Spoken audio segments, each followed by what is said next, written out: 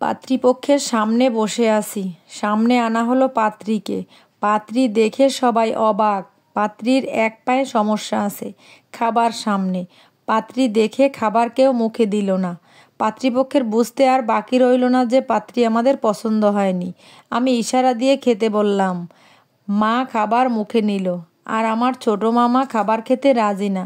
আমাদের ভাবলক্ষণ দেখে পাত্রীর চোখে জল আসলো, যেটা আমার চোখ থেকে আড়াল হয়নি। আমি সবার অনুমতি নিয়ে পাত্রী নিয়ে ছাদে গেলাম। দুজনেই চুপ করে দাঁড়িয়ে আছি। নীরবতা ভেঙে পাত্রী কথা বলতে শুরু করলো।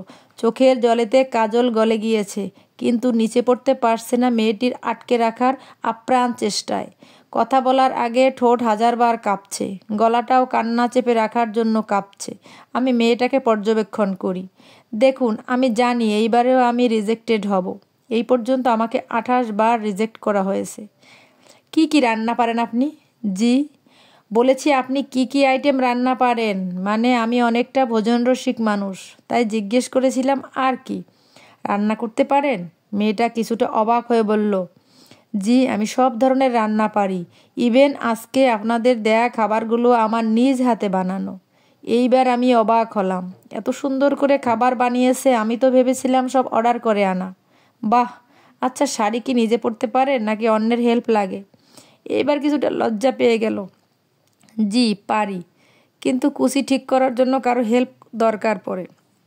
Very good. আচ্ছা, আপনার নামটা তো জানা হলো না। ছন্দা। বাহ, সুন্দর নাম। এখন চোখ মুছে নিচে চলুন। আর হ্যাঁ, কাজল যেন মুছে না যায়, সাবধানে। এটা বলে আমি নিচে চলে আসলাম। আসার আগে ছন্দার চোখের দিকে একবার তাকিয়ে বিস্ময় আর খুশি দেখতে পেলাম। আমি নিচে এসে বিয়ের জন্য হ্যাঁ বলে দিলাম। আমাদের পরিবার মামার কথায় চলে, কিন্তু আমি এইবার মামার বিপক্ষে গেলাম। সমস্ত আনুষ্ঠানিকতার মধ্য দিয়ে আমাদের বিয়েটা সম্পন্ন হলো, কিন্তু বিয়ের দিন মামা আসেননি। বিয়ের দিন ছন্দা আমাকে জিজ্ঞেস করলো, আচ্ছা, আপনি আমাকে বিয়ে করলেন কেন? করুণা করেছেন? আমি ছন্দার দিকে তাকিয়ে একটু মুচকি হাসলাম। আচ্ছা, আমাকে এমন একটা মানুষ দেখাও যে সব দিক থেকে পারফেক্ট। পারবে দেখাতে? না। কিন্তু কি, প্রতিটা মানুষই কোনো না কোনো দিক থেকে অপূর্ণ। কেউই পারফেক্ট হয় না। শুধু অ্যাডজাস্ট করে চলতে হয়, সম্পর্কে গুরুত্ব দিতে হয়। তাহলেই সবাইকে সুন্দর আর পারফেক্ট মনে হয়, আর ভালো থাকা যায়। সেটা তো ঠিক, কিন্তু আমাকে কি দেখে পছন্দ করলেন? তোমার চোখ দেখে। তোমার চোখে আমি শ্রদ্ধাবোধ আর একটা চাপা কষ্ট দেখেছি। জানি না কেন তার মায়ায় পড়ে গেছি। আর তাছাড়া যে মেয়েটার সব প্রতিবন্ধকতার মধ্যে দিয়ে নিজের পড়াশোনা চালিয়ে গেছে, সে সব রকম সমস্যায় আমার পাশে থাকবে।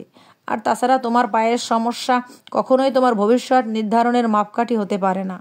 তোমার আরও যেসব প্রতিভা আছে, সেটা তোমাকে উচ্চতায় নিয়ে যেতে পারে। আর এ লড়াইয়ে আমি তোমার পাশে থাকবো আজীবন। সেদিন ছন্দা আমার বুকে মাথা রেখে কেঁদেছিল অনেক সময়। সে এখন কলেজের শিক্ষিকা, তার অনেক সম্মান। আজ আমাদের প্রথম বাচ্চা পৃথিবীতে এসেছে। আমার প্রিয়তমা আমাকে অনেক ভালোবাসে। আমার প্রতি তার ভালোবাসা, শ্রদ্ধাবোধ আর সম্মান দেখে আমি বারবার অভিভূত হই। একজন আদর্শ স্ত্রীর এতগুলো গুণ কখনোই একটা সমস্যার কাছে ঠুনকো হতে পারে না। সমস্যা তো আমাদের দৃষ্টিভঙ্গিতে। সমাজে কিছু মামা, কাকা, দাদার কারণে মাথা উঁচু করে কিছু করা যায় না। তারা বাধা দিবেই। তাদের এই বাধাকে ইগনোর করে সামনের দিকে এগিয়ে যেতে হবে। মানুষকে মানুষের মতো সম্মান করতে হবে। বড় কথা হলো আমাদের দৃষ্টিভঙ্গি বদলাতে হবে।